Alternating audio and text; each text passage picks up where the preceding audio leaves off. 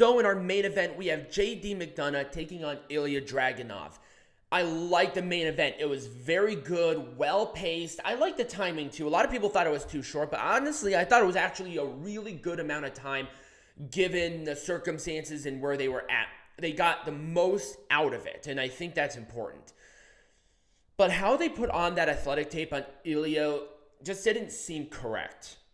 I'm not a medical expert by any means, but I did wrestle for a number of years, and I've used that athletic tape to stretch out certain muscles and get certain veins or certain blood back into certain parts of a certain body part, which is what it's used for. But when I was told how to use this stuff by an actual medical professional back in the day, is that you're supposed to cross them. You're supposed to make like certain lines up and down it if you want to stretch out certain muscles, which is why you see a bunch of it on like a shoulder, because you're supposed to get all of those body parts going and stretch all of that out.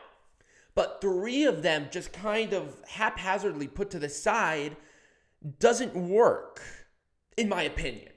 But it's just those nitpicky things that make something feel authentic. And it bothered me because a lot of what this match was is attacking the ribs, attacking the ribs, attacking the ribs. But I looked at him like, are the ribs really hurt? I don't know. I like the ending, though, a lot, which was a modified abdominal stretch, really stretching out that muscle. This referee was playing with Ilja, just waiting for him. He's unconscious, blood pouring out of his face, and the referee, are you okay? Are you okay? Are you okay? What do you think he is? He's passed the fuck out. You show that the referees are totally incompetent in NXT. Probably not a good idea. But overall, I like the match.